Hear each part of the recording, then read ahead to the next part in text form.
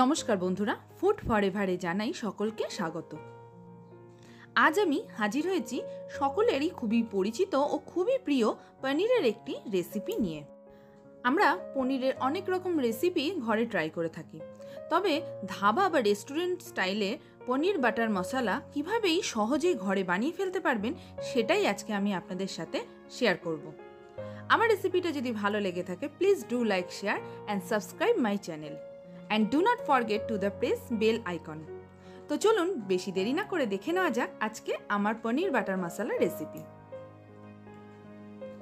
ওভেনে বসিয়ে দিয়েছি একটা ফ্রাইং প্যানটা গরম হয়ে গেলে তার মধ্যে দিয়ে দিচ্ছি 1 টেবিল স্পুন বাটার আর দিয়ে দেব 2 টেবিল স্পুন রিফাইন্ড অয়েল।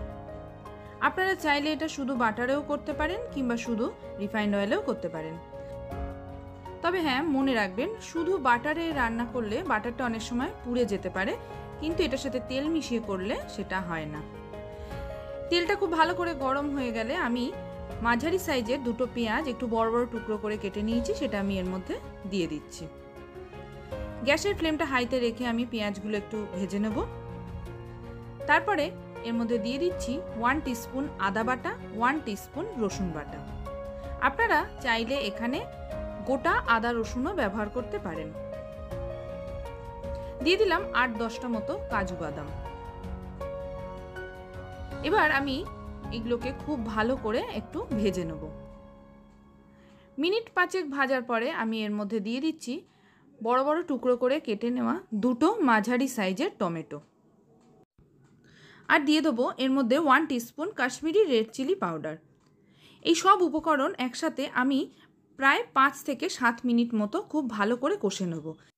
মশলাটা কষানো হয়ে গেলে এটা সম্পূর্ণ ঠান্ডা হওয়া অবধি আমি অপেক্ষা করব। মশলাটা আমার সম্পূর্ণ ঠান্ডা হয়ে গেছে। এবার এটা আমি একটা মিক্সিং জারের মধ্যে ঢেলে নিচ্ছি আর তার মধ্যে দিয়ে দিচ্ছি 1/3 কাপ মতো টক দই। এবার এটা আমি একটা মিহি পেস্ট তৈরি করে নিচ্ছি। তারপর ওই মশলাটা আমি একটা স্ট্রেনারের সাহায্যে খুব ভালো করে ছেঁকে নেব, যাতে মশলার মধ্যে কোনো রকমের দানা না থাকে। আপনারাও চেষ্টা করবেন মশলাটা এইভাবে ছেঁকে নিয়ে তারপর রান্না করার। অপরদিকে আমি ওভেনে ওই একই কড়াইয়ের মধ্যে দিয়ে দিচ্ছি 2 টেবিল স্পুন বাটার আর 4 টেবিল স্পুন রিফাইন্ড অয়েল। খুব ভালো মতো গরম হওয়া অবধি আমি অপেক্ষা করব। তেলটা খুব ভালো করে গরম হয়ে গেলে যে মশলাটা আমি ছেঁকে নিয়েছি সেই মশলাটা আমি এর মধ্যে দিয়ে দিচ্ছি। গ্যাসের ফ্লেমটা একদম হাইতে রেখে আমি মশলাটা খুব ভালো করে নাড়াচাড়া করব।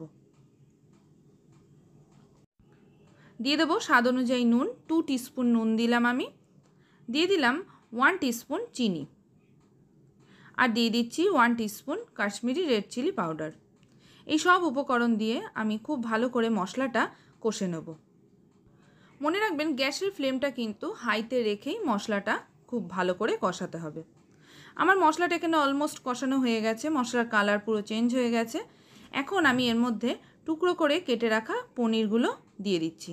এখানে আমি প্রায় 400 গ্রাম মতো পনির ব্যবহার করেছি।